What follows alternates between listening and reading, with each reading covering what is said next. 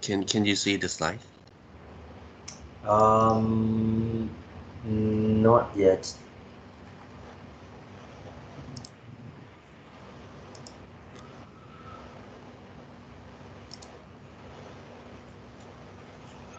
Yes. Can,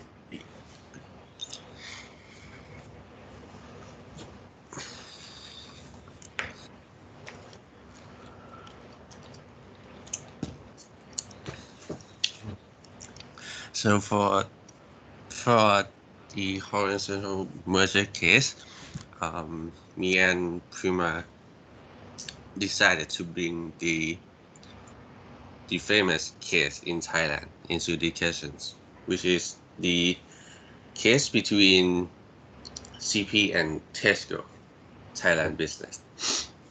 So first of all, I would like to go through the background first, and there are two parties in this case, and it's CP and Tesco Lotus. CP is we already know Jalal Pokapan, right? They operate almost everything in Thailand and also in the international.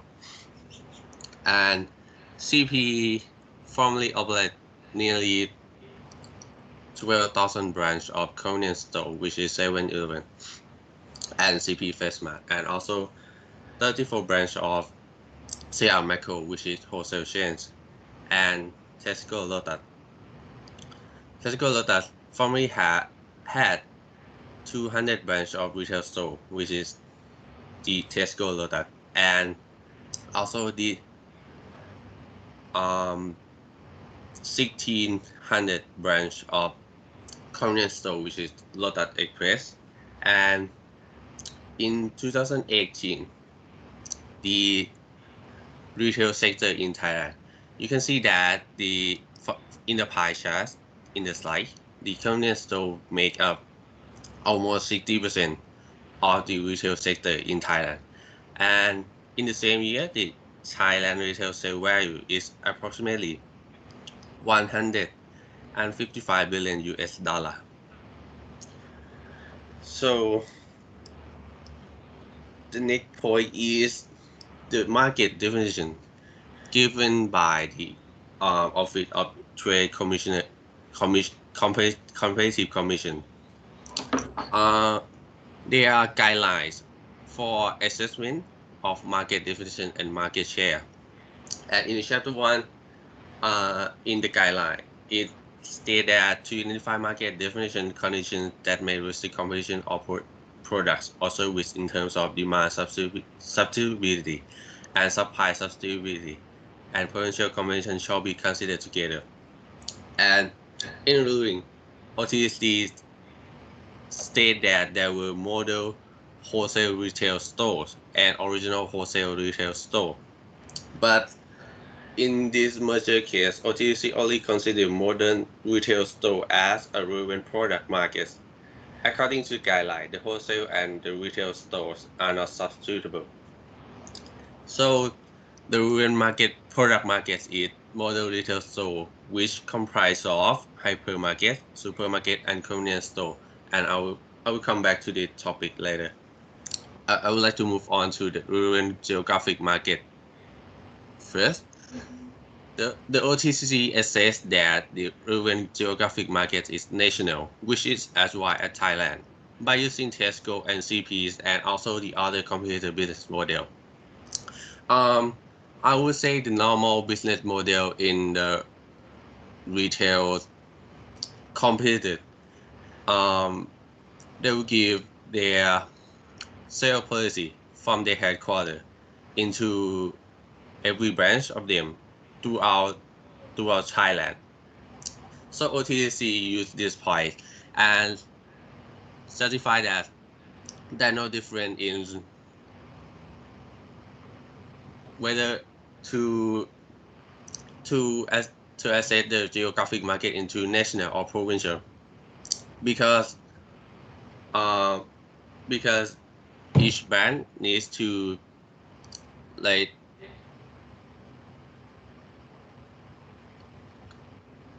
follow the policy from the headquarters.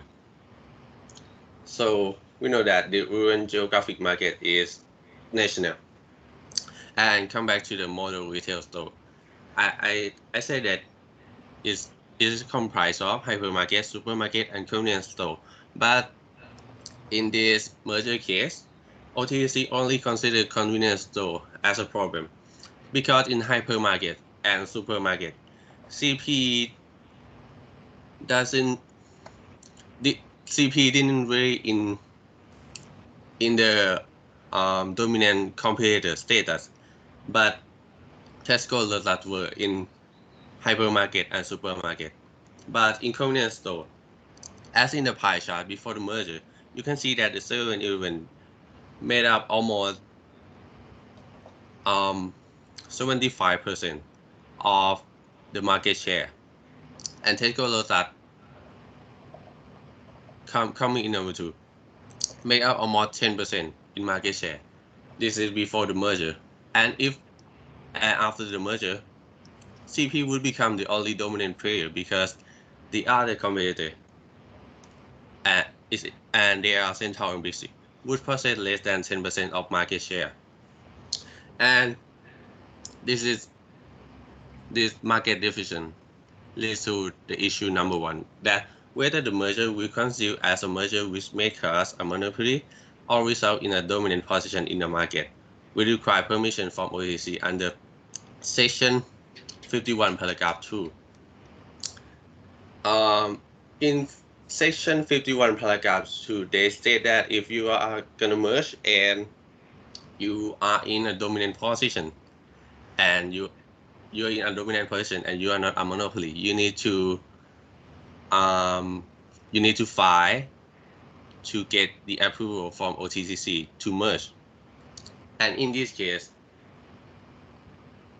OTCC decided that CP is in a dominant position because they had the biggest market share in terms of convenience store, but they are not monopoly because in the guideline for merger, the monopoly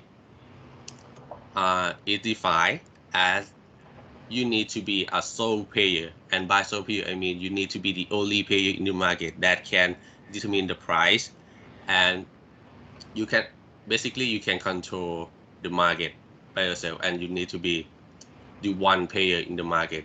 So CP after the merger wouldn't fall into the definition of the monopoly under the guideline for the merger, but CP after the merger is in a dominant position, and this is the two.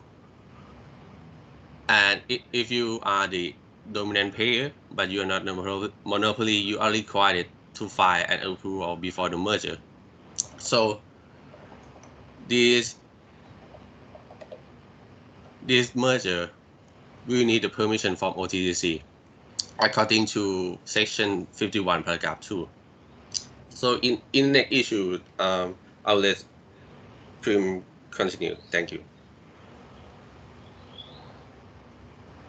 Thank you. So the second part of the case is whether the merger should be allowed under Section 52, Paragraph 2, which lists out the criterion on what the OTCC should consider in deciding whether or not the merger should be allowed. And in this case, like the OTCC went through a various different theories and principles on explaining if the merger should be allowed, and there was even a split opinion within the OTCC itself on whether or not the merger should be allowed. But mainly for the assessment of Section 52, they assessed post-merger effects on small retail stores market, namely 7-Eleven and Tesco Lotus Express. But I think I would like to expand a little bit onto the market definition drawn here as well.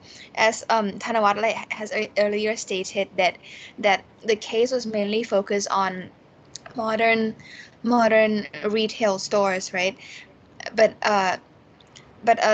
the OTCC also like subdivided these retail stores into 3 different groups, and the groups that they think this case concerned was only small retail stores.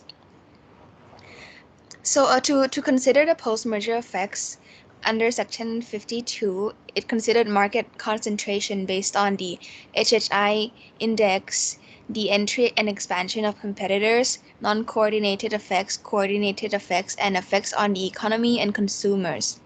It also like considered market efficiency, and this is a really important issue because uh, it has been widely discussed that 7-Eleven's market share, along with its plan to expand even more branches in Thailand at a significantly higher rate than the rest of its competitors in the market, could potentially result in a full service network of the supply chain, meaning that CP after the merger would be controlling the whole supply chain relating like hypermarkets, and this would yield a competition advantage for CP because it would allow to maintain its market share, and at the end of the day there could be an efficiency loss within the market itself. And yeah, so like to understand like supply and demand substitutability, the OTC referred to the Trade Competition Commission notice on guideline for the assessment of market definition and market shares in sections 10.4, 10.6, 10.7, and 13. And this is when they subdivided the modern retail stores into hypermarkets, supermarket, and small retail stores, and they deemed that like the market overlap between CP and Tesco would concern small retail stores, but not really hypermarkets and supermarkets. And those small retail stores would be 7-Eleven and Tesco, Lotus Express. And it also like assess the geographical dimension and market share in the sales of both entities. Now, this is a really interesting distinction here. I would like to point out because it has been widely commented by many like people in the business sector, because they believe that the OTCC's interpretation of market power ignores the reality of modern retailing, because like ultimately hypermarkets, convenience stores, supermarkets, retail stores, all these things, and even the online platforms, they all distribute relatively similar products to consumers, meaning like the products sold in these stores, they under the eyes of the consumer, they could be like the same product. So this distinction between 3 different uh, types of stores could be problematic. And yeah, they believe that this is one of the major problems of this case. Next slide, please. And to determine monopolization, which as Tanawara has already mentioned, they refer to the Trade Competition Commission notice on guidelines for assessment of collective practices by undertakings that are monopolization, competition reduction, or competition restriction. And monopoly under the definition of monopoly under this notice means that it is an undertaking with no competition in a certain market, having power to independently determine its price and quantity of its products or service. So in our case, the merger between CP and Tesco under the eyes of the OTCC would result in uh, the small retail stores market to only have one undertaking within the market dominance, and that would be like CP's 7-Eleven. However, the applicant, CP in this case, would not be the only undertaking within the small retail stores market, because there would still be other like uh, little stores that could potentially compete with 7-Eleven, like in the eyes of the OTCC. So it ruled that there is no monopolization in this case. Yeah, but before ruling, there was a split opinion within the OTCC itself on whether or not like the merger should be allowed. And the first opinion believes that the merger is contrary to the object and purpose of the Trade Competition Act because the TCA aims to provide structural conduct and control of businesses to prevent monopolization, unjust benefits, and exclusion of competitors. And this case would allow this case would allow an increase of market dominance in CP, which would lead to higher market concentration, which should not be allowed.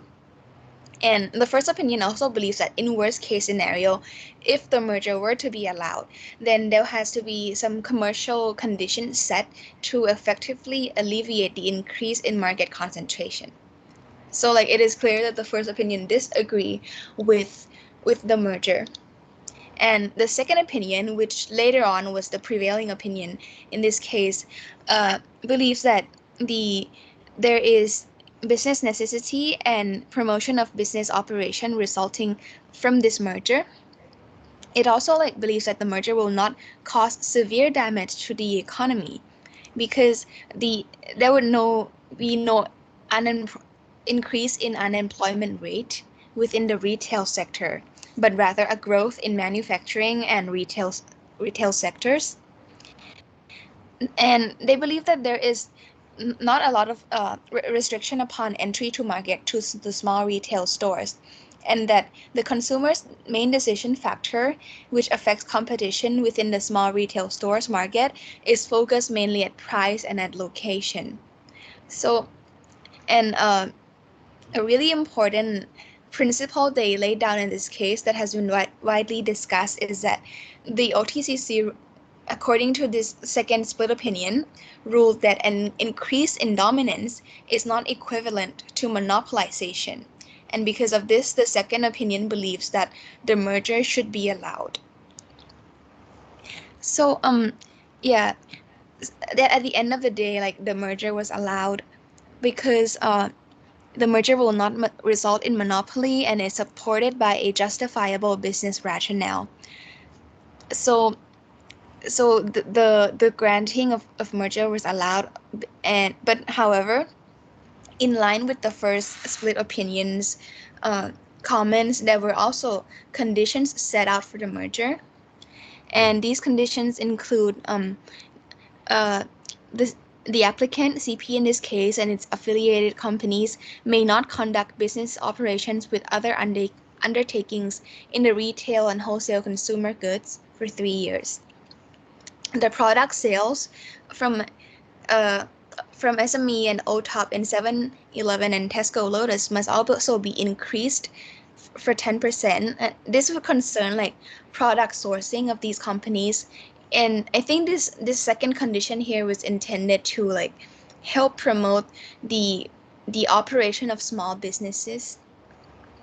The third one is that there has to be no sharing of information within the applicant and its affiliated companies. This would concern trade secrets.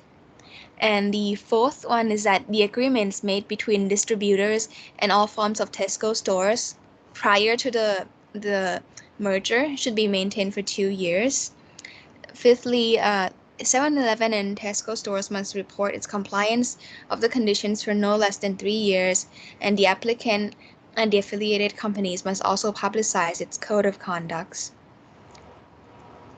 So, yeah, in conclusion, the Section 52 has been considered by the OTCC, and there was a split opinion within the OTCC itself, but at the end of the day, the view that prevailed was that merger was allowed because it would not cause substantial damage to the economy, and that an increase in market dominance would not necessarily result in monopolization. So in the view of the OTCC, the CP Tesco merger would not result in monopoly and should be allowed. Thank you. Right. Yes, thank you. The case is coming at quite a right time, is it? By the way, just a quick notice. are we okay? We're gonna have a lecture on the first floor of the library. Yeah, that's totally fine. Yeah, there's a small room inside, and Yeah, that's okay. okay, I go ahead and book it. But let's talk about it after we finish everything, because next week then I will again have to ask for your favor, a bit of reshuffle again. Sorry. Okay. Well, thanks. I think that's good. Any points or any observations on Prewa and Bishopit?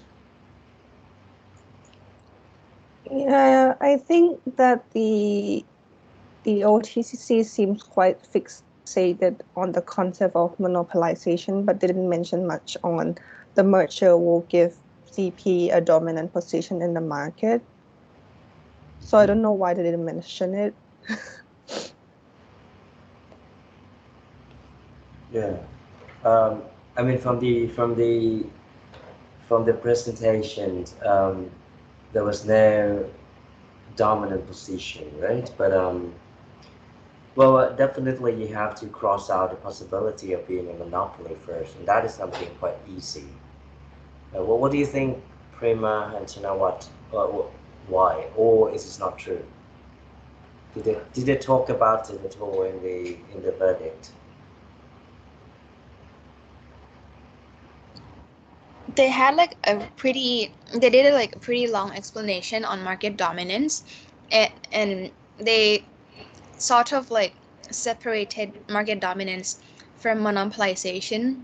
Like they conceded, like the OTCC admit that the merger would cause market dominance, but they don't think this market dominance would affect monopoly, so it's not going to be like of any damage to the market, and it should be allowed. Like this is according to my understanding. Which is the second group of the opinion, right? Right. In slide 8, I believe. Okay. What do you think? I don't think it's really fair to make that sort of distinction. As you said, like monopolization is a really high threshold to reach. Like it's nearly impossible. If the threshold for not allowing merger is set as high as monopolization, as in you being the only player in the market, then it's like almost impossible to reach that threshold. But another factor that would affect the market as much as having a monopoly over the market would be having a lot of like an extremely high level of market dominance, which this case actually fulfills, but it was somehow disregarded by the OTCC. Right. Right. Yeah, so it is an interesting case. Mm-hmm. And I think it's under the administration court now, administrative court now. And one of the main issues that has been brought up was actually like the main issue of why it doesn't make sense for the OTCC to rule that market dominance would not lead to monopoly and still allow for the merger. Right. Yeah, it seemed like they disregard the wording of the section 51, paragraph 2 completely. Mm-hmm. Well, what do you mean by that? Would you care to elaborate? Yeah, because if I read the English translation, it say that any business operator planning to conduct a merger which may cause a monopoly or result in a dominant position in the market shall seek permission from the commission. So it is not the monopoly effect that the OTCC needs to consider, but also if that merger will result in a dominant position in the market, that merger shouldn't be allowed in the first place. And in this case, it's quite obvious, and they still allowed it. So that's why I'm quite confused. Mm. Yeah. Okay. I think they also considered the I mean the essence of being a market dominant player as well, right? If you scroll down to slide 8, please. Well, in that case, when you talk about the permission, um, if you look at the first opinion, I think the first opinion is quite straightforward, and especially when you consider what we discussed last time. The first opinion is in line with the idea that, well, being a market dominant is something that is, I mean, it's dangerous already, right? It's a threat to the state of competition in the market already, and it should not be allowed. Right, while the second opinion believes that it would not cause severe damage. One reason is that there is no increase in unemployment, which is absolutely nonsense, right? Yeah, I'm really surprised how they mention like the Yeah. increase in unemployment as like an economic factor to consider. Yeah, I mean, and to my understanding, I believe that with due respect to the commission who are sitting on the second opinion side, I think none of them is an economist. So, and well, believe it or not, I believe that all economists were on the first side. Uh, okay, so I think one point that we discussed was the monopolization, and when you say, well, but I think we have to distinguish between the monopolization and being a monopoly as well. So I do agree that just being a dominant player, if you are quite influential, it doesn't mean it is unnecessary that you will be able to be developing yourself to be a monopoly or not, right? Because just being a dominant player, you can do a lot already. And if that may cause some troubles in terms of competition or the development of the market itself, then that should be dealt with, right? You should, at least you should introduce some sort of conditions. I mean, reasonable conditions, not the conditions that we just discussed.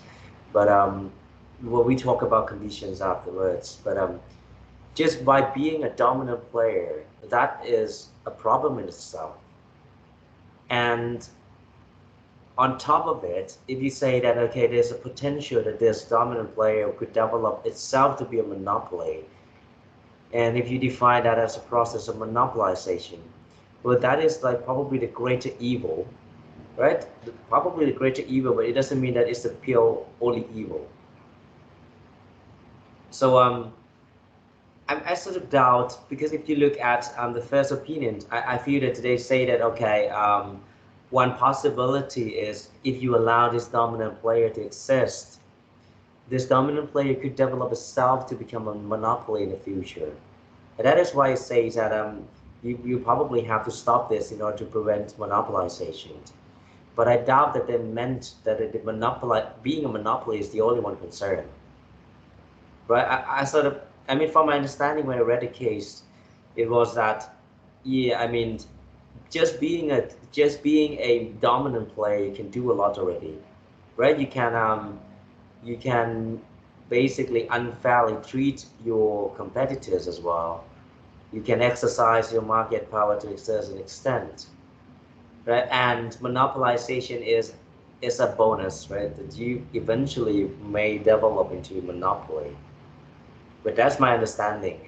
It's not just a pure reason, but what do you think? I mean, you can say otherwise.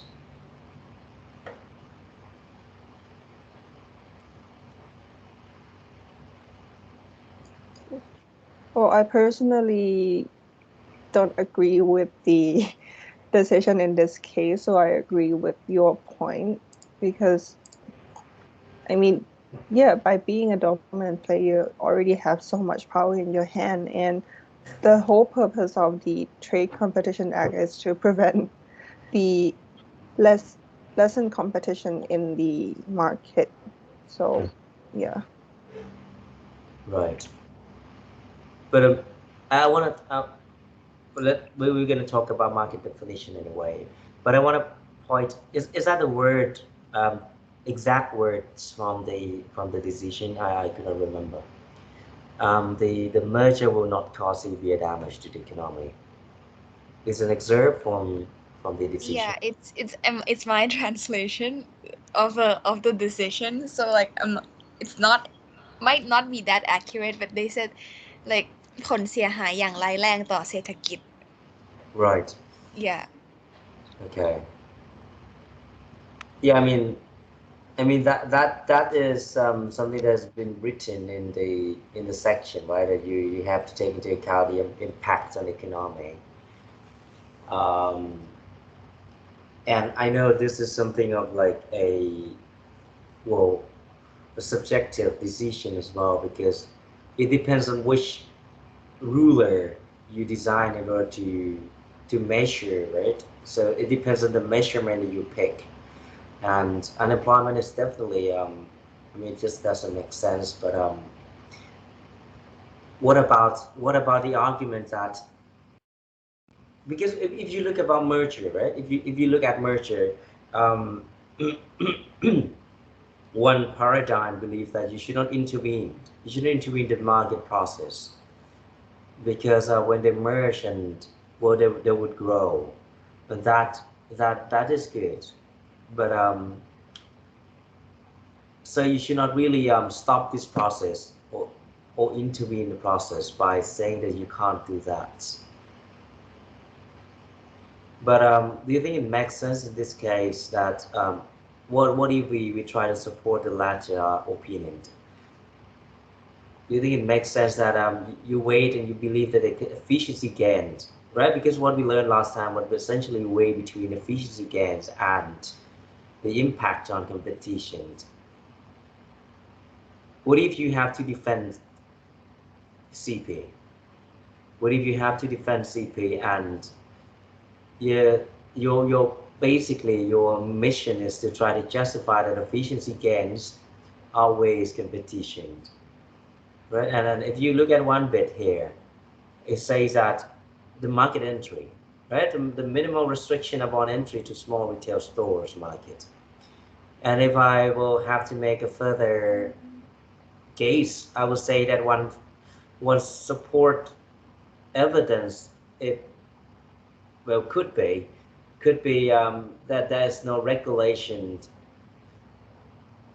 right? There's no regulation restraining anyone from opening retail stores, which is true. I mean, we don't have that control regulation saying that if you would like to open your retail stores, you have to get your stores registered or ask for a permission from the government authority.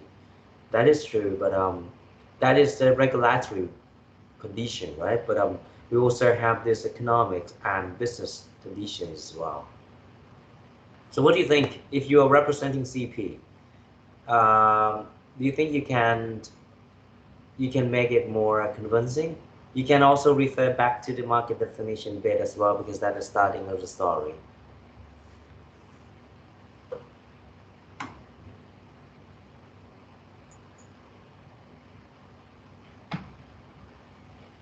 Well, I don't know if you can use the logic of the economies of scale and scope in this case. Would that make sense?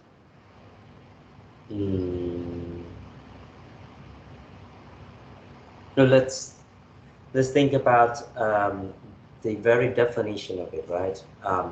Economies of scale say that when you produce more, the cost per unit decreases because you have less fixed cost. So the question is not less fixed cost, but the fixed cost is a smaller proportion to the whole thing. But the question is, what are the fixed costs of 7-Eleven?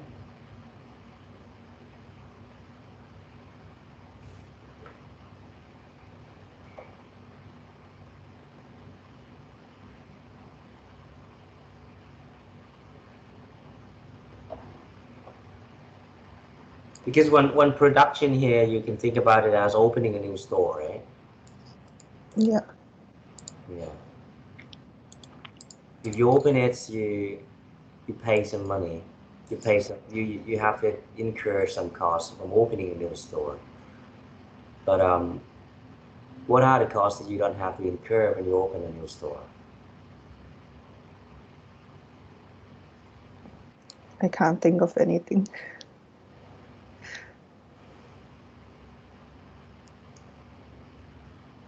What about the others?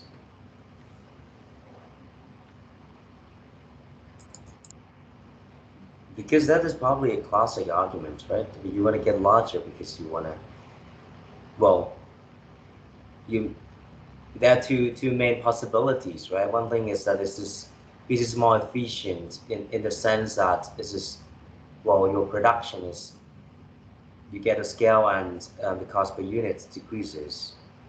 And another is you get a sort of synergy, right? Where you get better from acquiring some sort of know-how or technological knowledge or advancements from your merging party.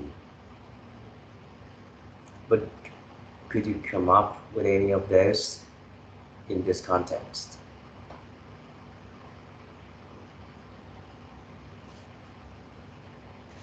Well, like one of the supporting reasons that the second split opinion made was about consumer choice. They said that like the consumer choice, like when buying, the decision factor of consumers when buying a product is mainly focused at price and location. So it doesn't matter like which stores are most dominant, because consumers would still go for the store nearest to their house, or like stores with like the cheapest option. So like despite CP, 7-Eleven, and like these Tesco, Lotus Express having branches all over the country, consumers could still go for either stores that have like a lower price or better location. What do you think? I think it's kind of self-contradictory on its own, like this reason, because if they have so many branches, then there's a high possibility that consumers will like go to their store. Like for example, like these days we already find 7-Eleven like at every single corner in Bangkok. So like even if I don't want to go to 7-Eleven, like let's say for some reason I don't like 7-Eleven, it's still impossible to escape 7-Eleven, because 7-Eleven is able to access like different locations where I would need to buy products from. Yeah. Like yeah, the accessibility is better than other stores. Yes. Well, you can't really look at a store as like a black box, right? I mean, there's a whole lot of differences between mom and pop shop and convenience stores, right? And you look at most of these products in 7-Eleven. We there's a technical term for describing the sort of the range of products provided sold in the store. We call it SKU. It stands for the stock keeping units, right? And if you look into the empirical evidence, you will see that even between convenience stores and hypermarkets, the range of SKUs are completely different. And I haven't had a chance to have the data of mom and pop shops or even just entrepreneurial convenience stores. But I'm pretty sure that the range of SKUs would be quite different from 7-Eleven as well, right? And so I don't know, but it is true as well that, as you said, I mean, I went to where was it? I went to my friend's place on the during the weekend last weekend, and in one small street, in one soy, right? I went in. Well, and there are so many villages inside, so many townhomes and these lots. And I think I passed by maybe well, I think 10 7-Eleven just within one street. So yeah, I mean, how many more can you have in just a small street? It's pretty much, I mean, literally around every single corner, right? So and it is using this strategy for so long, right? It's this very aggressive expansion. One 7-Eleven is just 2 blocks away from another, right? And that is literally. So yeah, I mean, But actually, I think I've read through this briefly. I'm not sure how like accurate it is, but I think there has been a previous decision or at least a comment from the OTCC concerning like how the location of Lan Chou Hui and like 7-Eleven should be placed. yeah, Is there something like right around that area yeah, I mean, that you know of? Like, this is just all about location, right? And that's right. Yeah, there was an issue. so like it was a decision that 7-Eleven should not be placed so close to mom and pop shops. Or what was it Oh, about? Do you know? I think that was not really from the OTCC, but Mm. well, my 2 pence there. Maybe yeah, I mean, would you mind finding it and we can discuss this next time? This bit.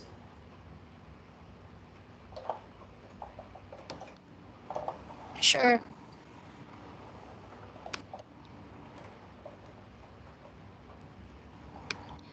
I'm looking for it. But there must be there could be just an article. Yeah, I'm not sure. I just remember it passing my eye at some point.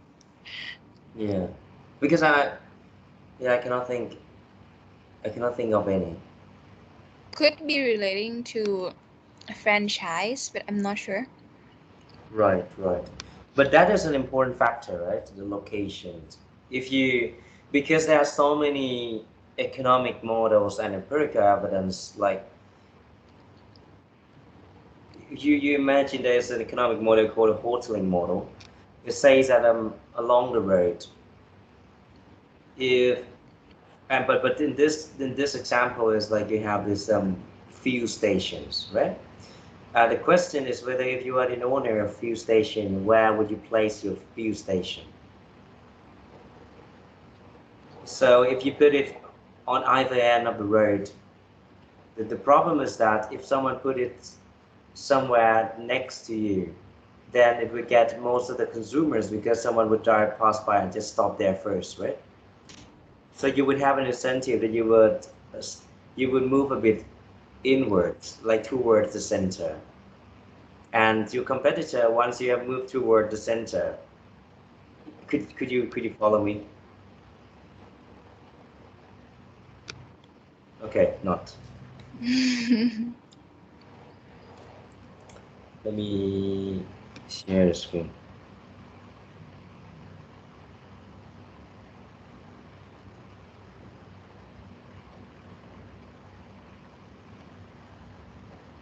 Where can I put it?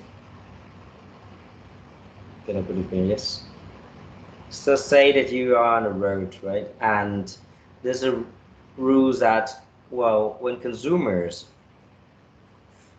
can come from both directions, right? Consumers can come from both directions. And if you are operating a fuel station, you have to pick a location. And suppose there are two businessmen, the two owners of the fuel stations.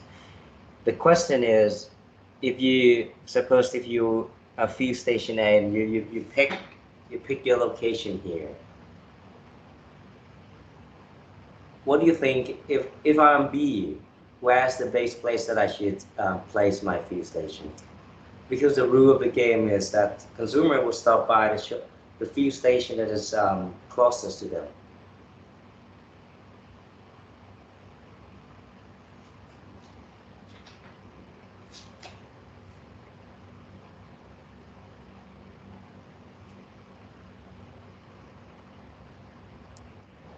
Maybe on the right side. Yes. How far from A?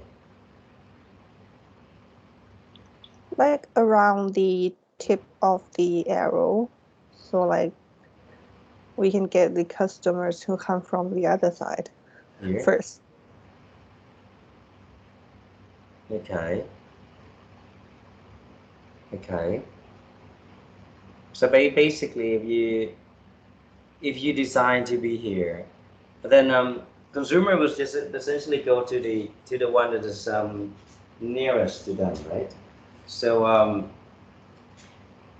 in this case, the rule says that well, if you are here in between, then maybe these are all consumers that A will get, and these are all consumers that B will get.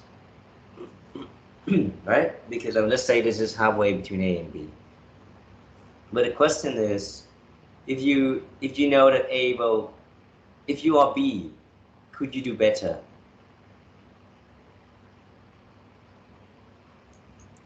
You may move to the left. Right? Any step that you move to the left, you will eat up some share of A, right? And you could imagine that if A does nothing, B would eventually move just next to A. But A will not stand still, right? Because A knows that B knows that A will not do that. So what happened is that A would do the same. And if you think about this as a process in the long run, you could predict that eventually A and B would be essentially next to each other in the middle.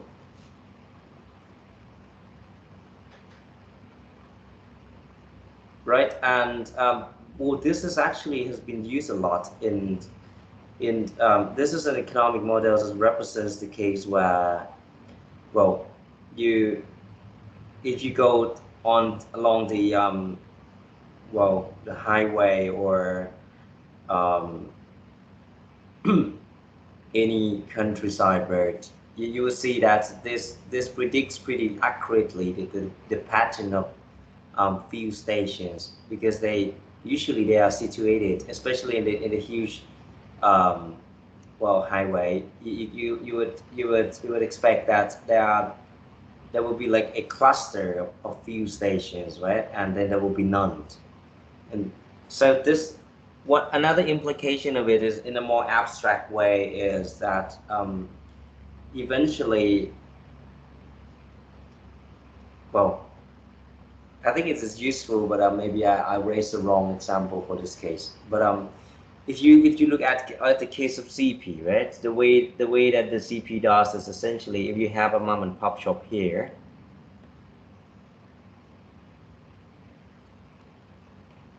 what 7-Eleven does is basically just to block you between these, right? So if you look at a hoteling model, well, that essentially means that if you can do this, if you can do this, you will spare just a smaller part, right? You just spare just a little share of the market for this mom and pop shop. And you should not be allowed to do this, right? Especially when you have more products, right? In the same, in the store same side, and your products are completely substitutable, comparing to the products provided by the mom and pop shop. But I think that is quite clear. That is quite clear to us. But I wanna ask you about a bit about a market definition. What do you see interesting in terms of market definition in this case? The way that OTCC draw the market.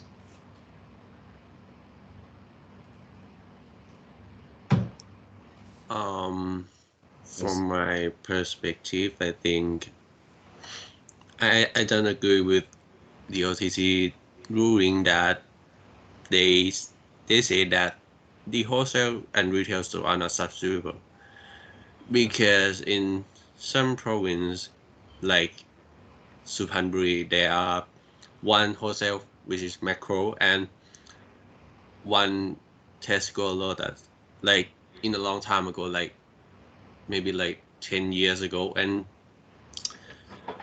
I think Tesco and Macro um in the 5 years ago setting are substitutable, Right. because because because people would go to Macro anyway just to shop, just to do grocery shopping. Hmm.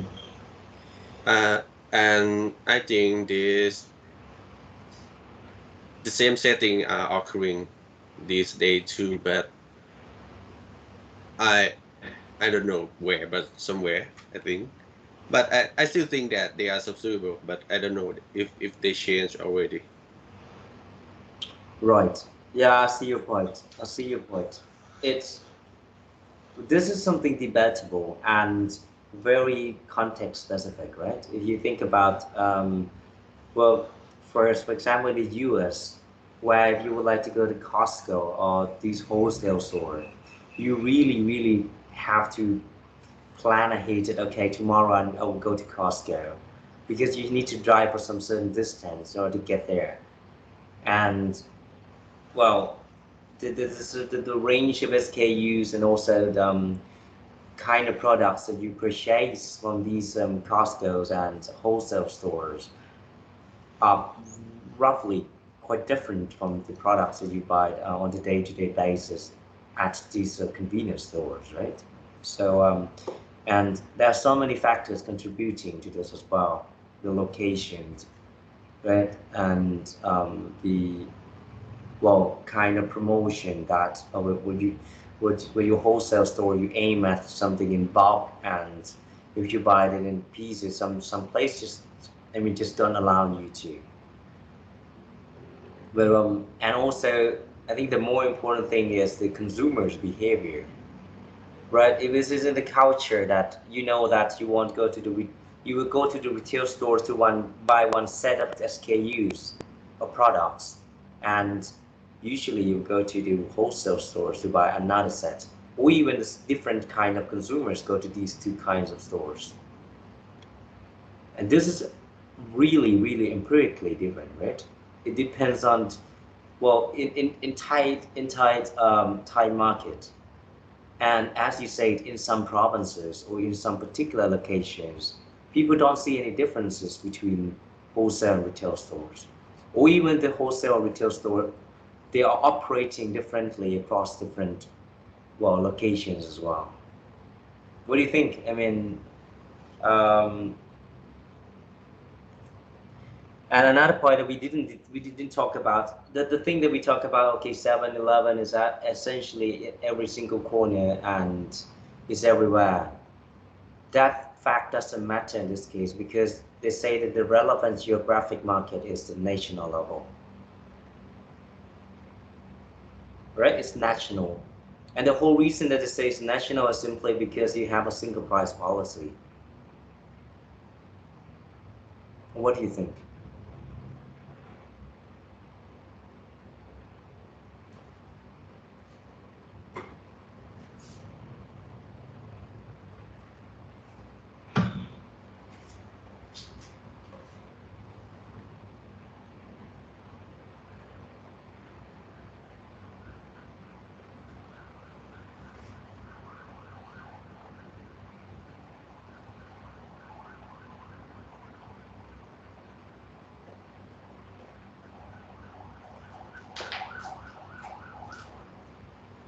Okay.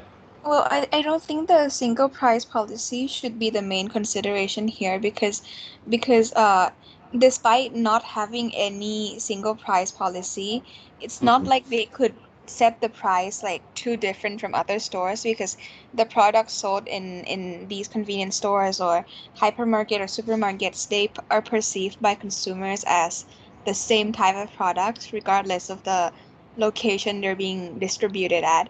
So like it would be extremely unreasonable in eyes of the consumer if the price is like set too far from the normal price. Yeah. Yeah. Right. So using this single price policy as the reason to draw market as at a national level, like in my opinion, doesn't really make sense. What if I argue that, well, the single price policy, I believe that they use this reason to draw the national market is because, well, you can imagine, right? For example, in say in one village, and there's only 7-Eleven, and there's no mom and pop. For example, just one mom and pop shop and like 10 7-Eleven. Right now you have like above 90% market share in the convenience stores. And what you claim is that even though I do have that level of market power, but because I have this national pricing policy, I could not exercise my market power anyway, because I wouldn't set the same price everywhere, right? So it doesn't matter if I would just have one competitor or I would have 10 competitors in the area. The prices would not be different. So it is not unnecessary that you have to draw the market separately across different areas. What do you think?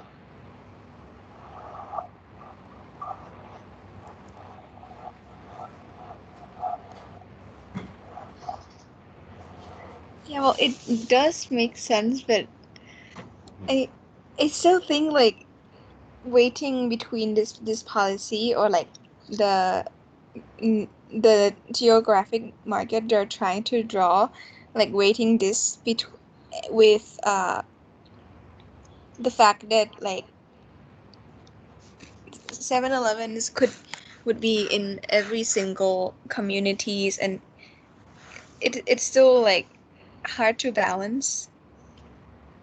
Like the fact that we would be seeing 7-Eleven in every corners of the streets, despite not having like, despite 7-Eleven not really unfairly reducing its price to catch like consumer attention or anything in those areas, it would still like affect consumer decision a lot. Right. I think like you shouldn't use the single price policy is as the only justification to draw the geographical market as big as national, because there are also other services that 7-Eleven can provide it to attract more customers. Right. For example? Like they have now I think they have like delivery where they have their employees walk around the area and selling their products.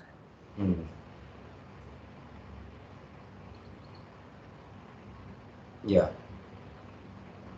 Right. They do provide delivery, yes. But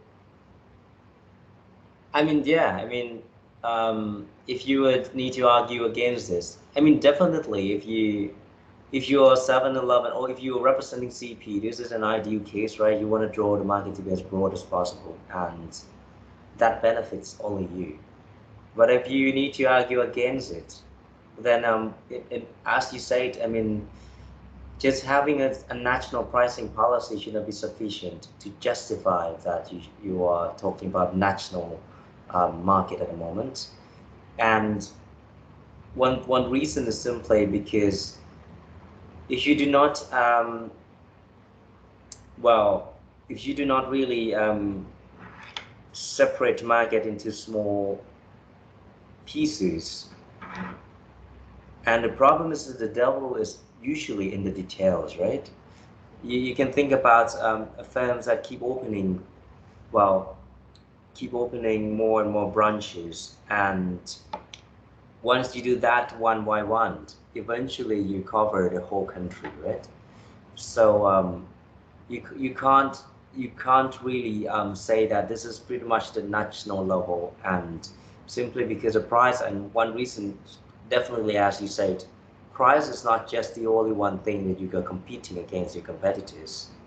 There's so many other dimensions, right? Price, if you study marketing, you know that pricing is just one of the tactics that you can use in the, for example, the 4P model, right? Which is a classic model in marketing. Price is just one factor. And in so many industries, this is not the base factors. And arguably, maybe you can say that in this modern trade, well, pricing is just one of the factors, but the pricing structure is super complicated.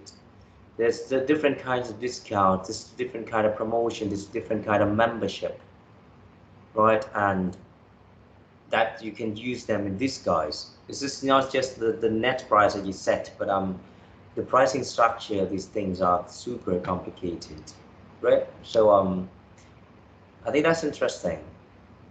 And that is still the geographical market, because once you really look into it, I believe that you should really have a look at the geographical area. And there could be thousands of them, right? It depends on the different situation, whether you have fresh market, whether you have any other convenience stores in the area, any hypermarket in the area. And another point, I think we need to move to the second topic now, but another point that is quite interesting is the abandon of sorry, macro, right? You just ignore macro altogether and saying that, well, they are, and macro is in a separate market. And the reason that they don't consider any hypermarket and supermarket is simply because they feel that there's no change. Because CP doesn't own hypermarket, right? So when CP acquired Tesco, the market remains the same. That is why they don't consider hypermarket, because there's no change. But if you argue that macro is essentially a substitute, right? Macro is a substitute to hypermarket as well. People can just switch between hypermarket and macro. You should not really consider macro as a cash and carry and then just set them aside, because you can argue otherwise as well. The macro is essentially in the same market as Tesco, but that would change the whole story as well, right?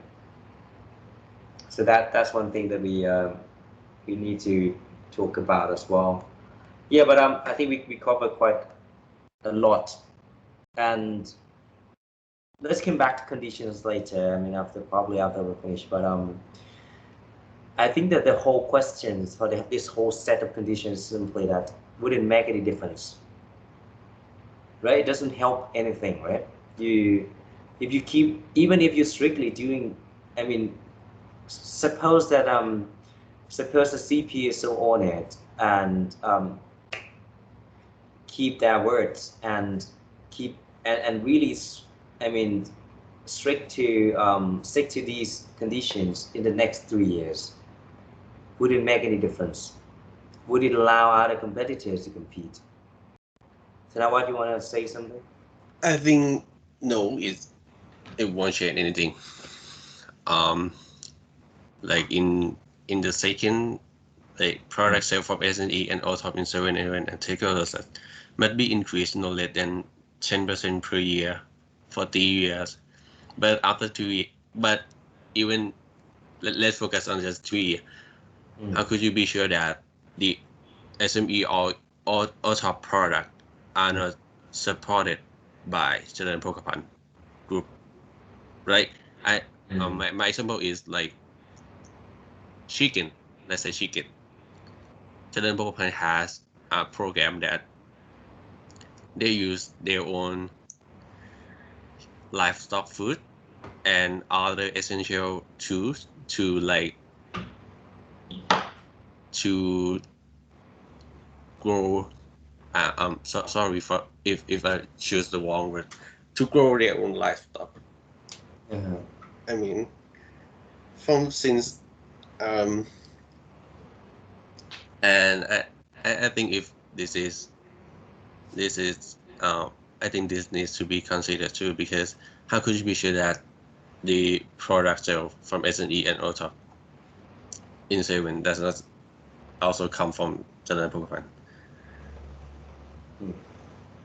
Yeah. Yes, I think what is called. I think you were trying to say this contract farming, right? yes Yeah. So yeah, that could be the way, right? You start with the suppliers, and then you eat up your suppliers and just get bigger. But that happens everywhere, and you can have some SMEs all top, but yeah. So yeah, let's discuss this later. But I think it's time to move on to the next group, please. I'll stop sharing my screen. Okay, wait a second.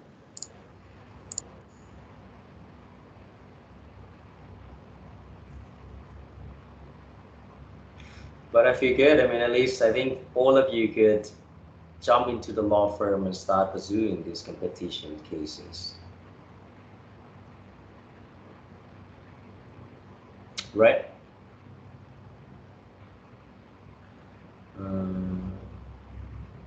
I mean, not many firms are specialized in competition. I don't know. But they do have practice in essentially almost every firm now. At least like larger firms. Yeah. คุณกฤษวิทย์ can you upload the slides? I will try.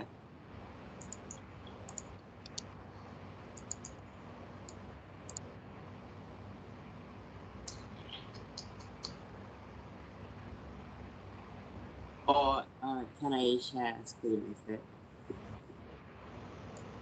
Yeah, sure.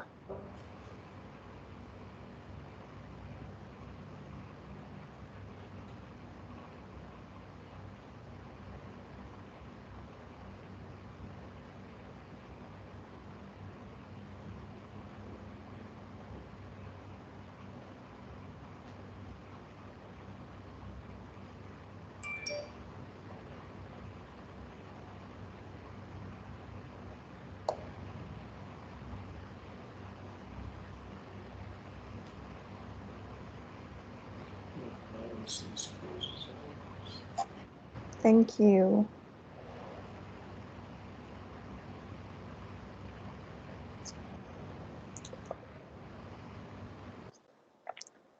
Okay. So before I start, I need to apologize in advance if I sound stuffy. I'm having a really severe allergy right now. Yeah. Okay, so our case today is a US case between the United States and other plaintiff states versus Waste Management and Advanced Disposal Service. And this is a case in the United States District Court for the District of Columbia. So it's a court case, not a case in the FTC. Now, moving on to the background of the case. So as I've already mentioned, the plaintiffs comprise of the United States, acting under the direction of the Attorney General of the United States. And also we have the state of Florida, Illinois, Minnesota, Pennsylvania, and Wisconsin. And collectively, they are called plaintiff states. While the defendants, we have the Waste Management, Inc., WMI, and Advanced Disposal Service, ADS. So just to give a little bit of a background on the defendants, who they are and what they do, WMI is the largest solid waste hauling and disposal company in the United States. The title largest is given by the plaintiffs, so we didn't have any evidence to support how they become the largest, but that's the statement.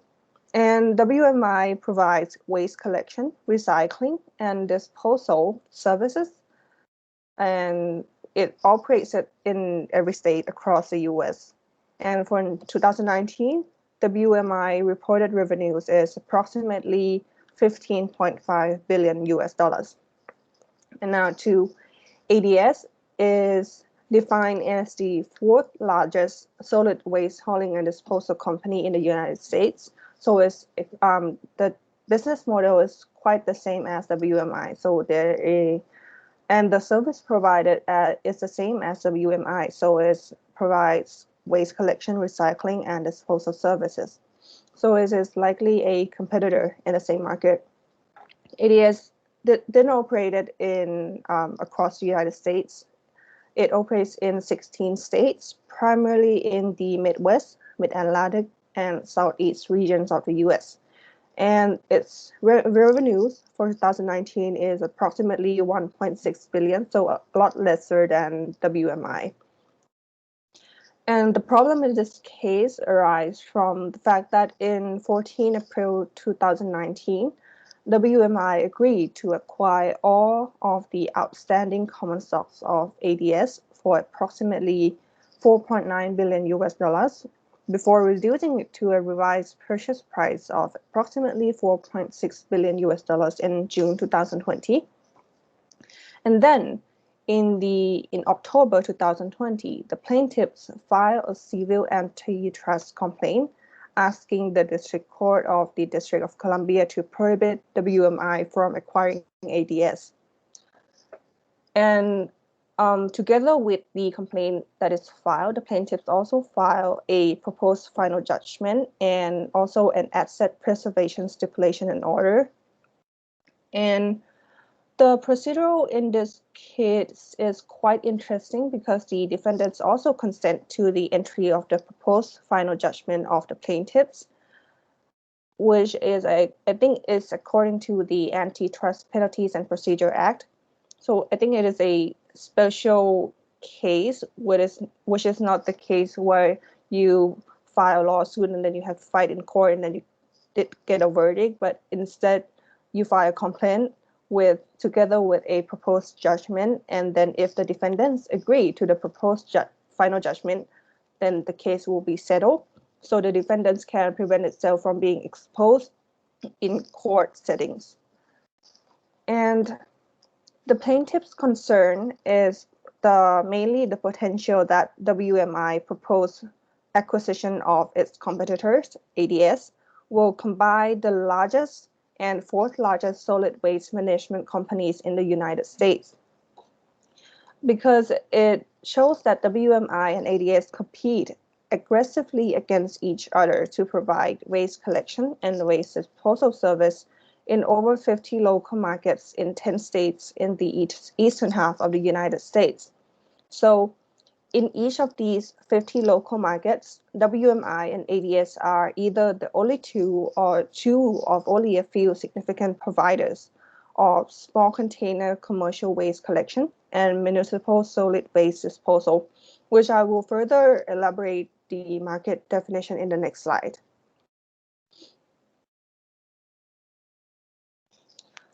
So the relevant market in this case, the plaintiffs have divided into the product markets and the geographic market. But to the product markets first, it is divided into two product markets.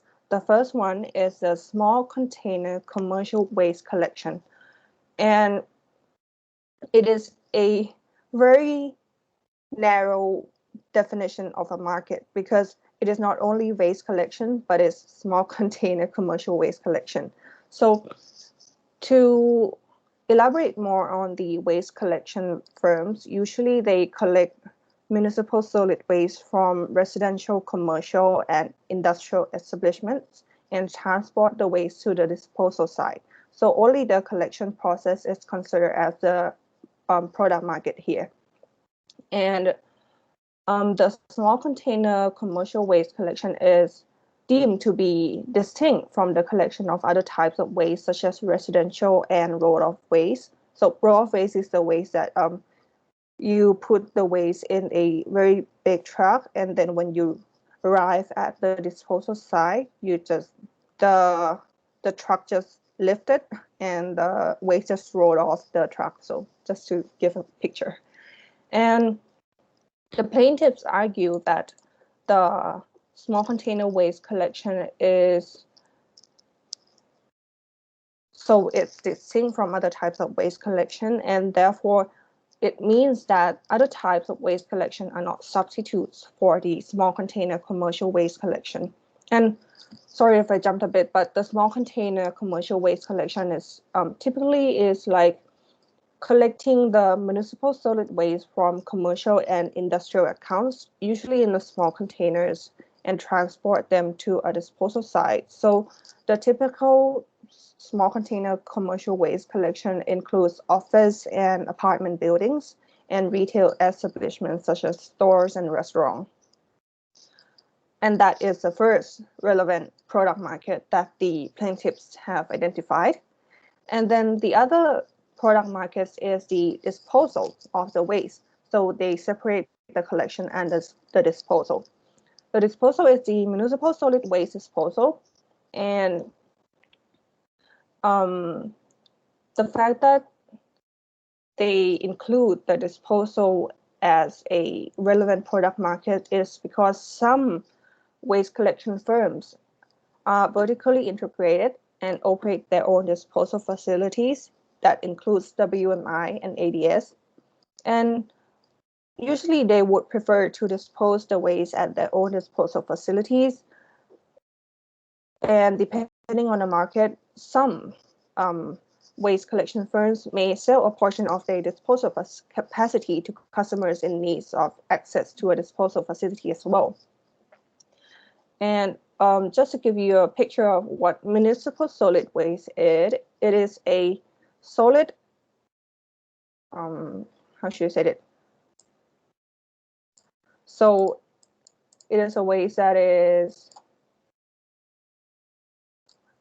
let me make it more identifiable. Okay, so it is a waste that is solid and decayable, so able to be decayed, and generated by households and commercial establishments such as retail stores, offices, restaurants, warehouse, and industrial facilities. The physical characteristics of a municipal solid waste is distinguished from the liquid or solid waste from other establishments such as waste from medical waste, sewage, hazardous waste, and construction site waste. But I have this diagram to point out how narrow the market was defined to give you a more clear picture of what it would look like.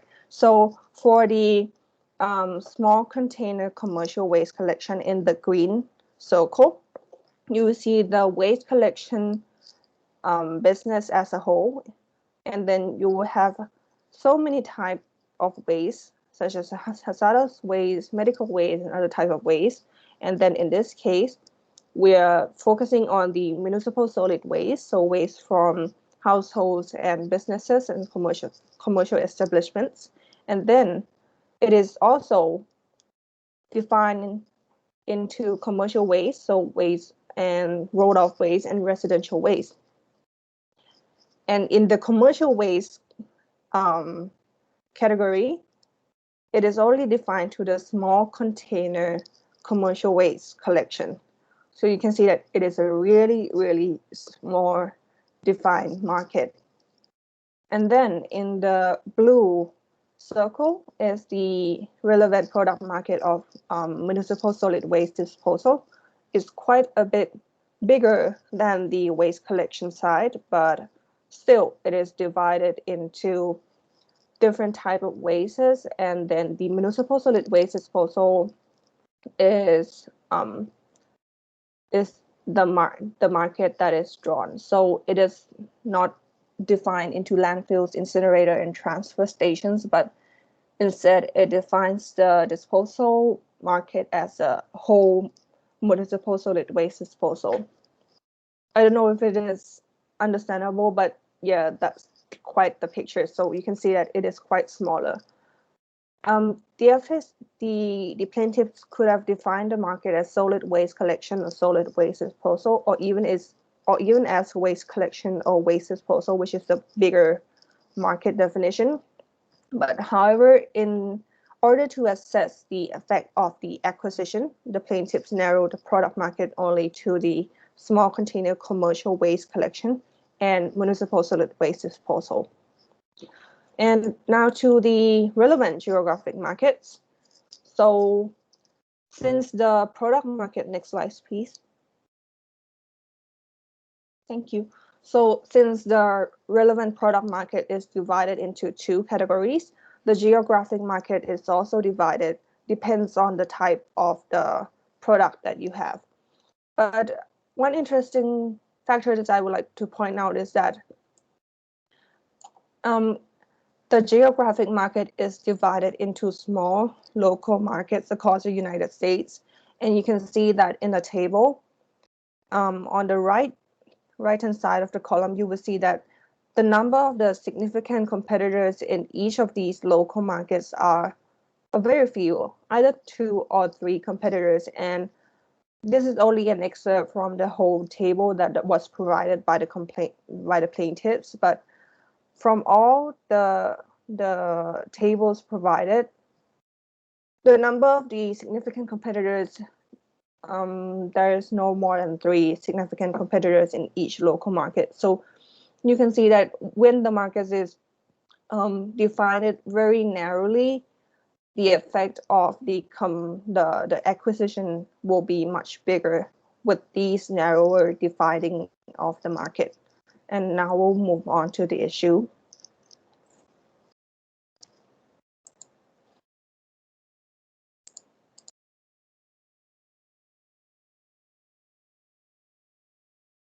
Sorry. Okay. For the first issues, is to determine whether the acquisition may be substantially to lessen competition or to tend to create a monopoly under Section 7 of the Clayton Act. In this case, based on the investigation conducted by Antitrust Division of U.S. Department of Justice, by assessing both unilateral effects and coordinated effects under horizontal merger guideline, the WMI's acquisition of ADS would remove a significant competitors for SCCW collection and MSW disposal in markets that are already highly concentrated and difficult to enter. In this 55 geographic markets, WMI and ADS each account for substantial shares of total revenues generated from SCCW collections and MSW disposals. And in each relevant market are 2 of no more than 4 significant competitors. In each SCCW market, collection have been able to secure better collection rates and improve service by threatening to switch to the competing company. Likewise, in each MSW disposal market, independent hauler and municipalities have been able to negotiate more favorable disposal rate by threatening to move waste to another competitor disposal facility. This is a anti-competitive effect.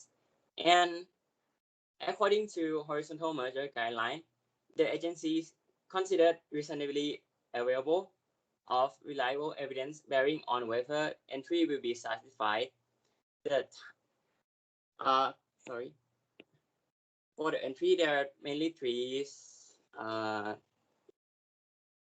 categories, which is the timeliness. Can you see it? And the likelihood, and 3, the sufficiency. Yeah. And according to the investigation, any new entrant in SCCW collection could not provide a significant competitive constraint on the price that market charge until achieving a minimum efficient scales and operating efficiently comparable to existing competitors.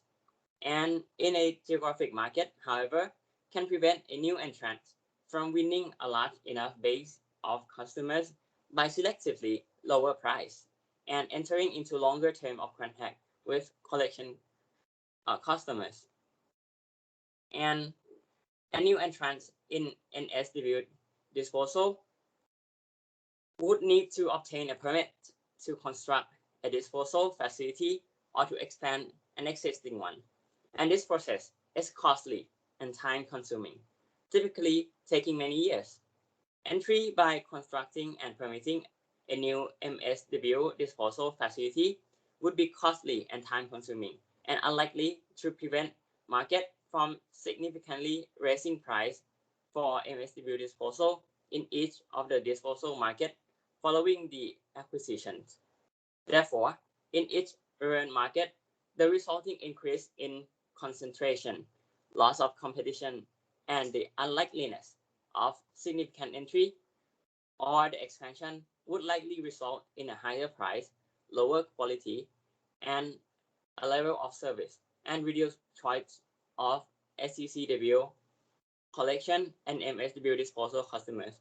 Therefore, it's summarized in the complaint that the acquisition will likely have the following anti-competitive effects. Among the others, in the relevant market, a actual potential competition between MSW and ADS will be eliminated. A competition generally will be substantially lessened, and price will likely increase, and quality and the level of service will likely decrease. Moving on to the second issues, even though, as Perwa has mentioned, the defendant consent to the entry of the proposed final judgment after compliance with the requirement of the Antitrust Penalty and Procedure Act or APPA, or it can be called a Tani Act. Therefore, the court shall determine whether the entry of the proposal final judgment is the public interest, and if it is, the court may enter the final judgment without a hearing. And here is the provision stated in the Tani Act or APPA as written on a slide. And there are many principles set forth in the United States case. However, I will focus on the last one, which is the case United States v. U.S. Airway Group. State that the court can make its public interest determined based on the competitive impact statement and respond to public comment alone. And by looking into both the competitive impact statement and respond to public by the company, namely Solid Waste Agency of Lake County, Illinois, and the second company, Solid Waste Agency of Northern Cook County from Illinois as well. The comment, which is to revise the proposed final judgment to require the sales of additional collection routes and assets, to require WMI to submit to take waste to divested MSW disposal assets, or to require that the divested MSW disposal assets be sold to the lakeshore recycling system instead of GFW. And the court see that this comment is unnecessary for the determination of the public interest, and also this comment is not also unnecessary for the proposed final judgment, since the court see that the final proposed judgment is already appropriated. And after reviewing this comment, the United States continued to believe that the proposed final judgment is in the public interest. And currently, as it does not appear that the court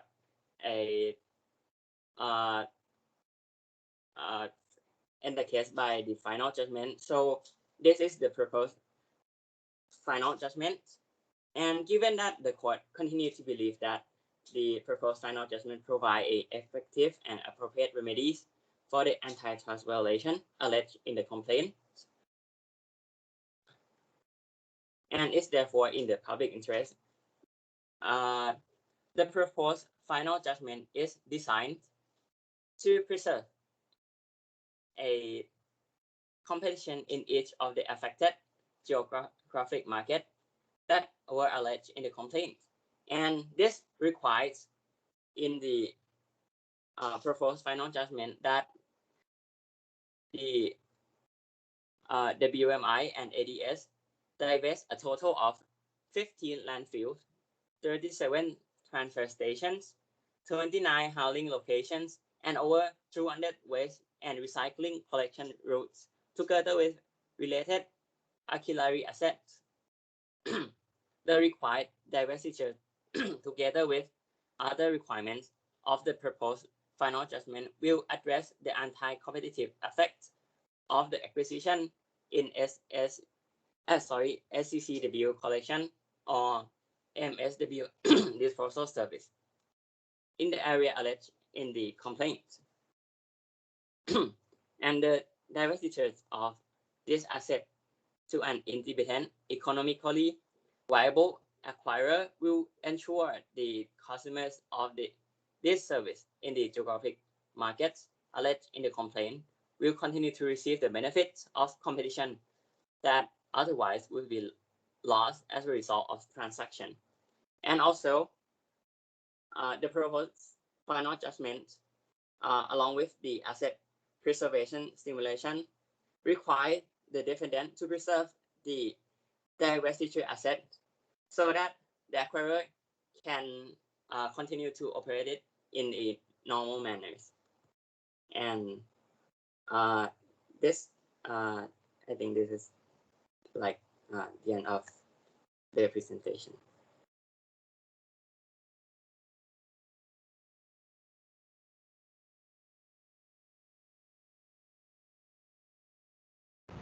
Okay, good job. Right. Any points from the other group?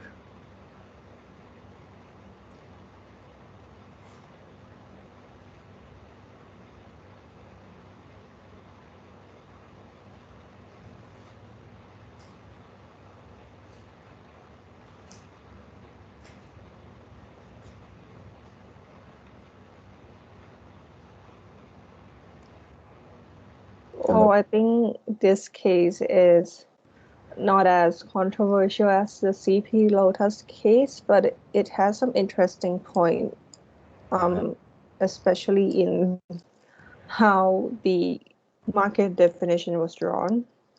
Yeah, what do you think? You made a point that it should be broader, right? No, actually, I agree with the plaintiff's file complaint. Okay.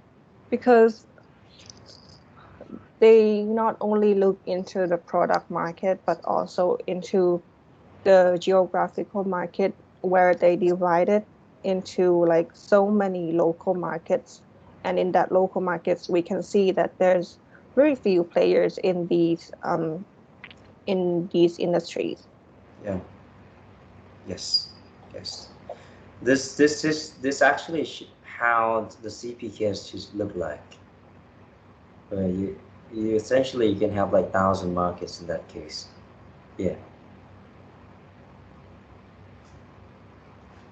I think you mentioned about one thing that I just would like to elaborate a bit more is the enforcement process, or sometimes we call enforcers of the competition law in the US in particular, right? There are three main laws governing competition in the US. In our context, this merger thing is going to be the Clayton Act, right? But we also have the Sherman Act, which was the founding father of all laws, all competition laws in the US. Another one is what we call the FTC Act, the Fair Trade Commission Act. So there are three main laws, all right? And there are mainly four ways through which you can bring the cases to the court.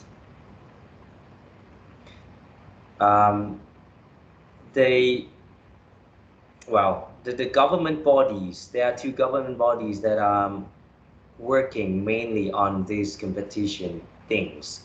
The first one is the FTC, right? The Fair Trade Commission. The second one is the DOJ, which is the Department of Justice, right? There is a bit of sort of lots and lots of overlapping areas between these two commissions. Basically, they can bring essentially pretty much the same case to the court, right? But in practice, they do. I mean, they have reached certain level of equilibrium already, where they collaborate, right? They collaborate, and they do have this sort of division of tasks. If you look a bit deeper, okay, FTC can bring most of the cases, right? Including, and it has this exclusive authority to bring the case under the FTC Act, because this is the act that was legislated to provide this authority. But there was a Supreme Court decision that all conducts under the Sherman Act would fall under the FTC Act as well. All right? But there are some other practices that are outside the scope of Sherman Act that FTC can also bring to the court. And you can think about that as like unfair trade practices that we have, right? But Clayton Act was just to fill some gap in the Sherman, which basically about merger. Okay. So far so good. Okay.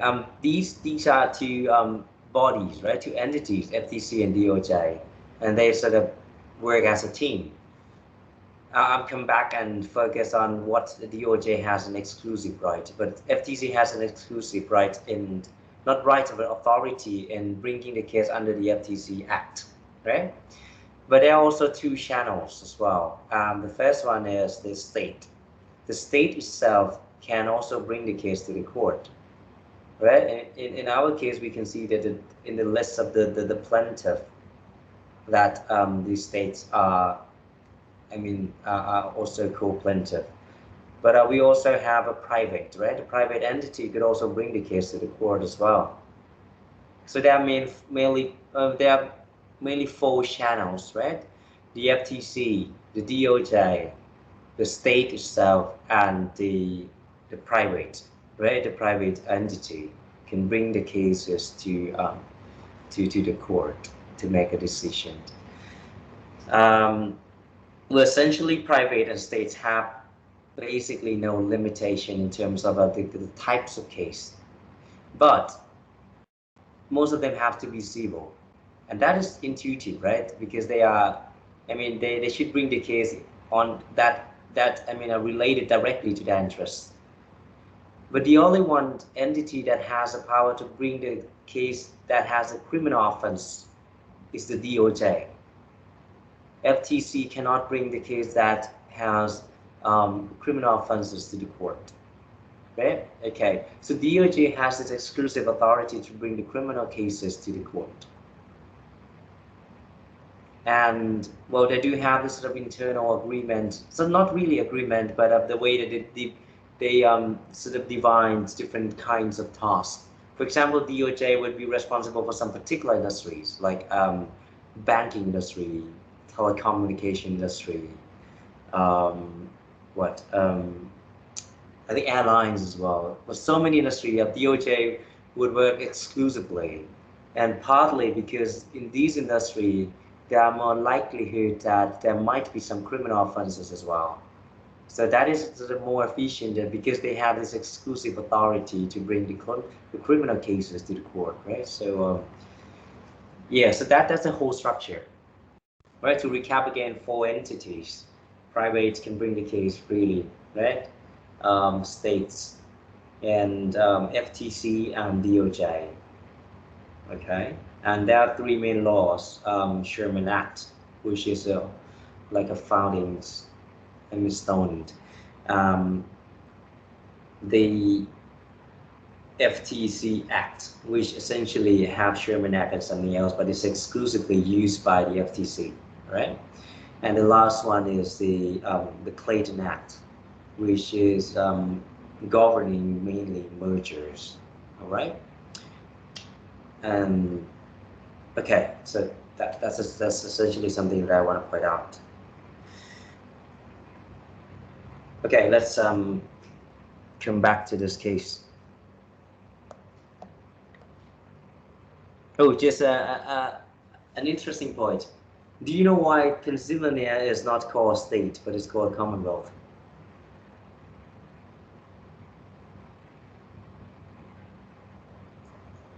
I actually don't know.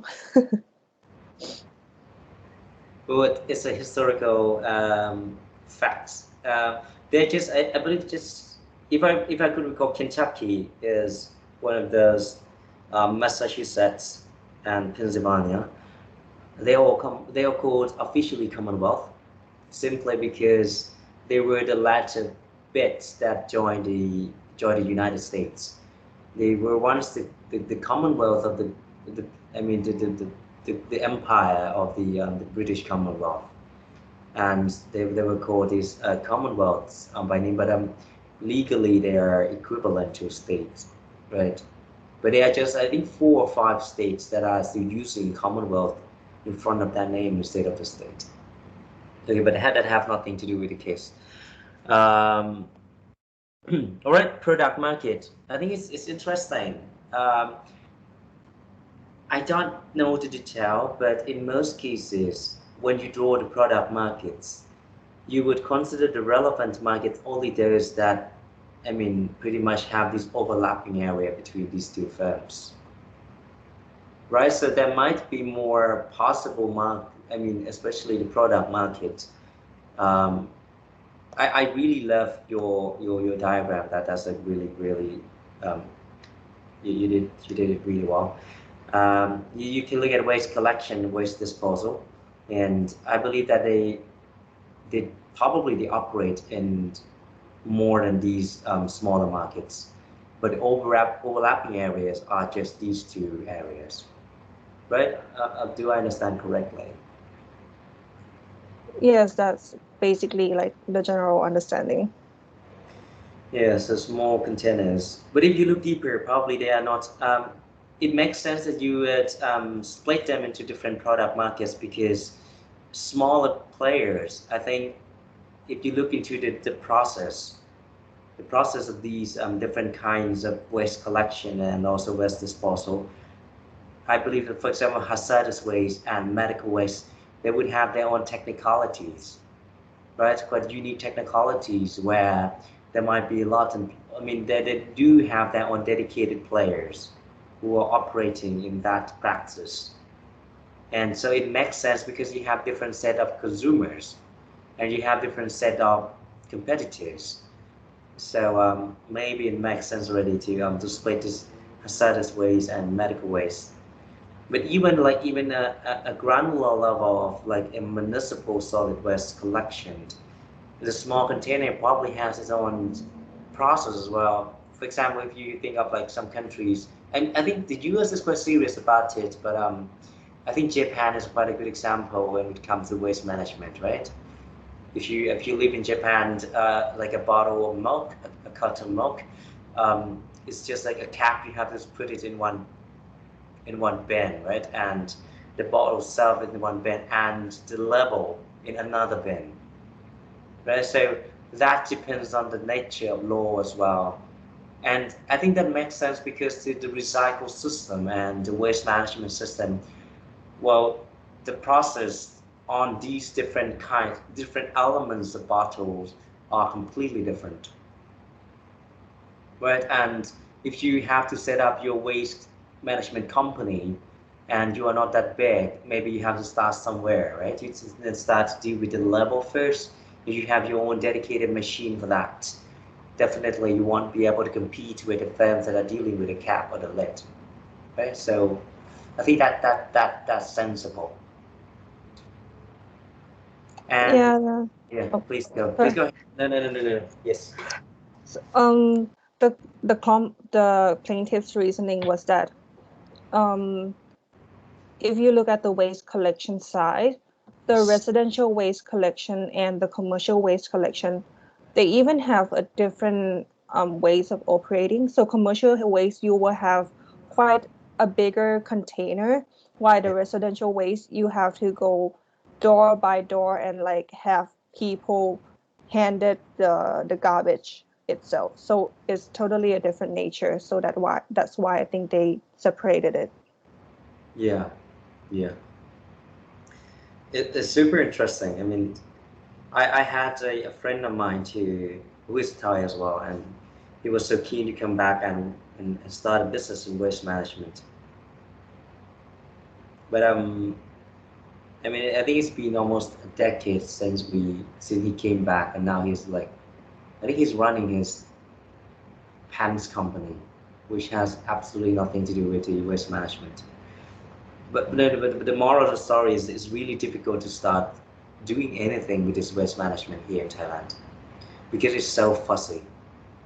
Basically, there's no waste management here, right? So, and the moral of the story again, the lesson learned from me is if you would need to do the same analysis back here in Thailand, it's going to be a whole lot different beasts that you need to deal with, right? Because the way that you can't even split between waste management and waste collection and waste disposal, right? So I don't know. I mean, but maybe it's because of my insufficient knowledge, but I don't think we do have that proper waste management system.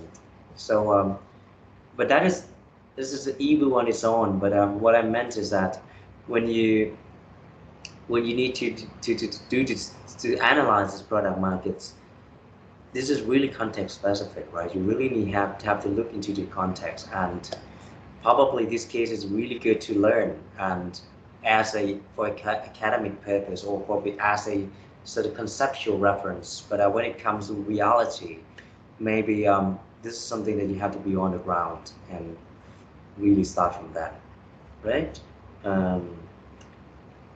But this is interesting. Another interesting is this. You can see this sort of like, well, we all know, right? We all know that the antitrust law in the US has been around for over a decade. And that, I mean, one thing that definitely has strengthened the government authorities. DOJ and FTCRs are now really knowledgeable and experienced and powerful. What it does is it sends a signal, right, to all these business operators as well, to the level that they even have to come up with their own remedies and propose to the court, right? So it is the next level already. It is not just the level that, okay, catch me if you can't, and if you catch me, I'm gonna try to pay someone first, right? So the mentality, but I believe that at the very beginning of the process, there was this struggling as well, right? There must be some of these struggles as well, but this is the evolution of the process where the ecosystem has to be strengthened first, and then every single involving parties would adjust their behavior accordingly. In Singapore, it's the same. I mean, I talked to Ian, who's a friend of mine. He's now in Australia. He also said that because he was one of the, well, he was there at the very beginning of the Singapore competition law. He helped Singaporean government to draft the law at the very beginning, and they were struggling as well. I mean, they found it difficult to deal with the firms, and the law still wasn't really effective. But through times, right? Through times, it's getting better and better. So hang in there. I mean, I hope that you all would play some part in it. Any other points? I think we talk about public interest, which is interesting. But because this case is a bit unique in the sense that this waste management system as a whole, partly it's a public service, right? It's not a pure private practices. But so, what do you think? I mean, what does it? How does it play a role in this issue?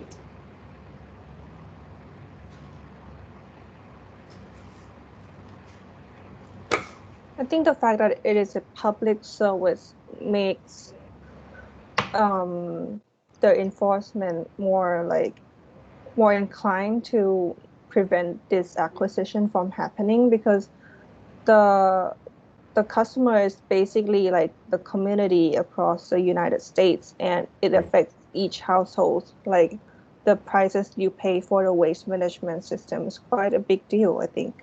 Mm-hmm. Right. Yeah, that's a good point. Right, because again, when you talk about merger, you're comparing between two things, right? What you gain and what you give up, or what you give up in the sense of competition. I mean, less in competition.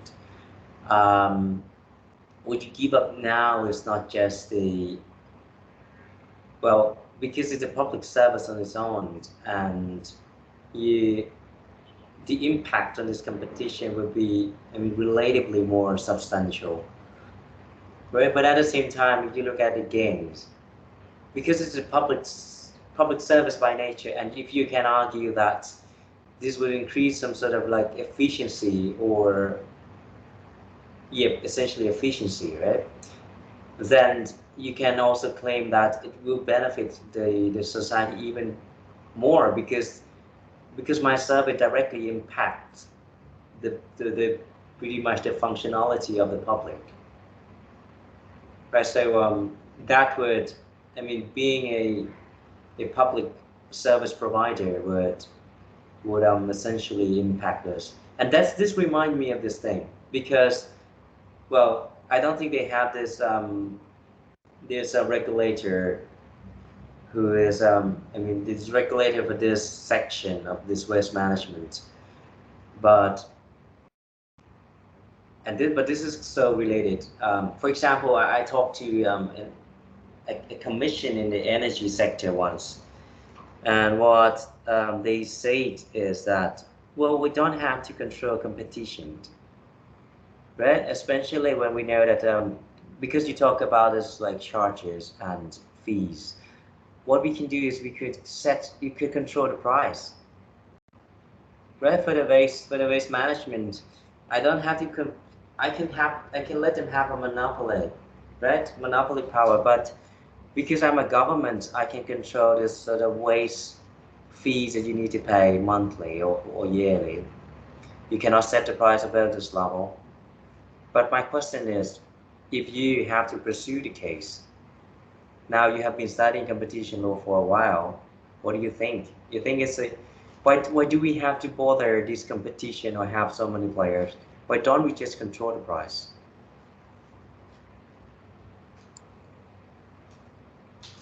I think that we can be sure that if we control the price, the efficiency of the public service will be that good. I mean, if they already monopoly the market, why would they want to like develop the service?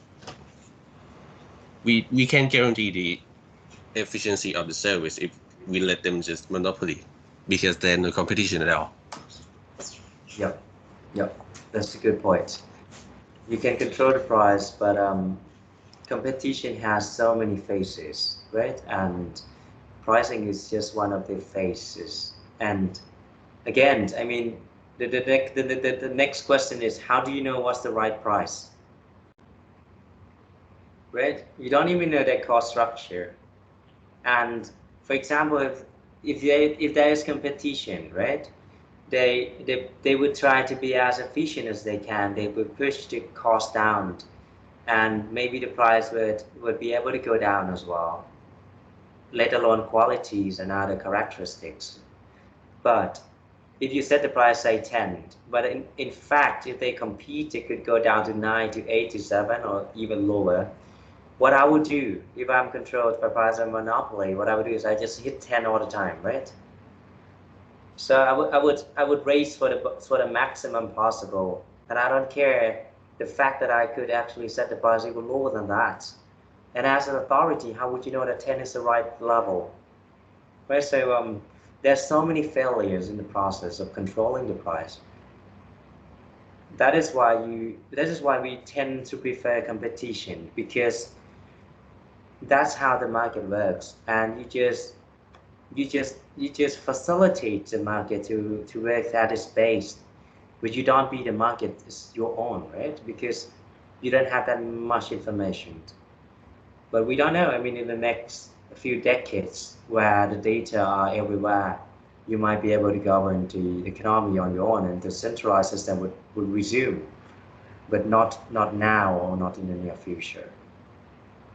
All right. Okay. I think it's about time. Thanks again. I mean, these cases are super interesting, and I know that you put a lot of effort in your presentation, so thank you. Let's talk about next week first before we call today.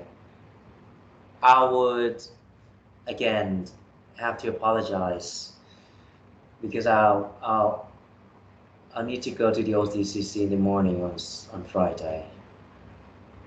It's mandatory, and I really can't say no.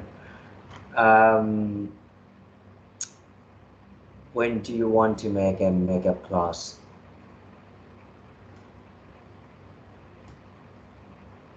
One possibility is the next Monday, as we did.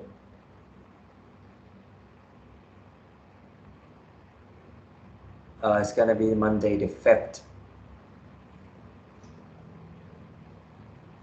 Yeah, that works fine for me. I don't know about anyone, other one. Or should we just do this online, like in line, in the chat group? Oh, like the voting poll? Yeah, but I mean, if you want to have a look at or maybe all of you want to have a look at your calendars first, and I'll suggest maybe 2 or 3 slots, and then you just pick one, because I mean, there's just 4 of us, you can just basically reply, right? Yeah. Okay. All right. I'll put my available slots, and apologies again. I know it's quite hectic sometimes to switch time around. Okay. But I booked a room already. So hopefully next month let's do it on site. If you like, I mean, just at least I know your faces, because I haven't really met you in person yet. So I think starting from the 9th of April, that would be the first class that we're going to do on site, and it's going to be in the library on the first floor. I booked a room already, one room on the first floor. But let's see if we fix the date, and then I'll do it. I'll do it from the next one maybe. Yeah. Are we good with the on-site lecture? Yes. Yeah. Okay. Right. Lovely. All right. So that's essentially. Any questions or anything before we leave? So next week will be case discussion as well, right? Yes, on the vertical mergers. Okay. So we'll switch pairs again? Yep. Okay. So now we're gonna be switching to the same pair as the very beginning. Yeah. Okay. Right. Okay. Look forward to the next one. All right. Thank you very much, all of you, for today. I learned a lot as well. Goodbye, Cap. ขอบคุณครับ Thank you ค่ะ ขอบคุณครับ ขอบคุณค่ะ